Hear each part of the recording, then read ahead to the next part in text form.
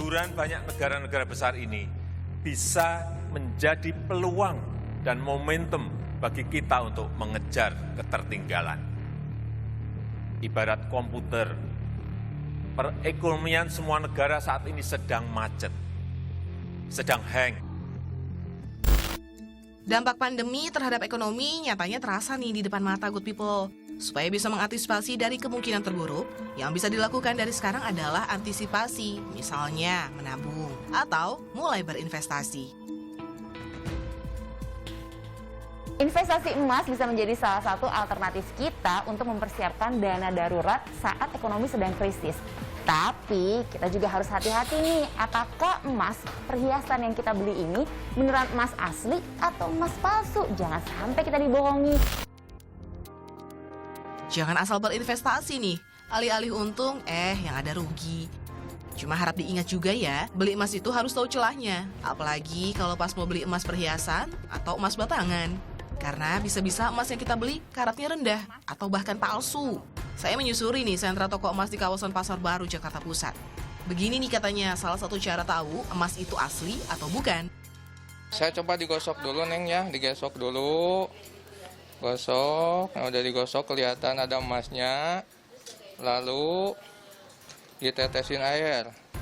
Ada kan kelihatan emas, nggak hilang Nah, yang kedua bukan emas. Saya gosokin dulu sama. Gosok, tetesin air. Air keras. Air keras, hilang. Hilang tuh. Selain itu, kita juga mendatangi toko emas terpercaya agar terjamin emas yang kita beli. Oh, cara pegangannya ya.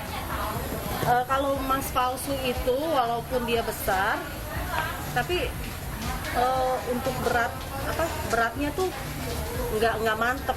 Beda sama emas asli, walaupun dia kecil tuh ada beratnya, mantep dipegangnya. Kalau yang palsu itu kayak gimana ya, agak ringan gitu, ngambang. Jadi nih good people, saat memutuskan untuk mulai berinvestasi perhiasan emas, pastikan dulu ya emas yang kita beli adalah emas tua. Itu maksudnya kandungan kadar emasnya paling tidak mulai 70 hingga 75%. Karena ternyata ada juga nih istilah emas muda. Kadar emasnya kurang dari 40% atau istilah karatnya rendah. Nah, emas muda inilah yang membuat perhiasan cepat menghitam. Pada akhirnya sih yang paling membedakan emas tua dan emas muda ya dari harganya.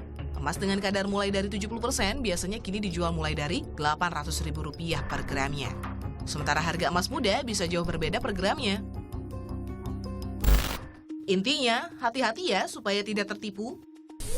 Ketahuannya pas dijual ke toko emas, aku kata ini emas palsu. Tapi memang sih emasnya mirip banget. Cuman ya begitu kayak modelnya ininya. Kalau kita kan tipis, emas palsu kan nggak beda jauh sih sebenarnya, cuman ada perbedaannya waktu ke toko emas kayak gitu. Iya, maksudnya kayak ininya juga kayak gelang palsu kan ininya kan biasanya tipis gini ya. Kalau kayak gelang itu dia agak nongol.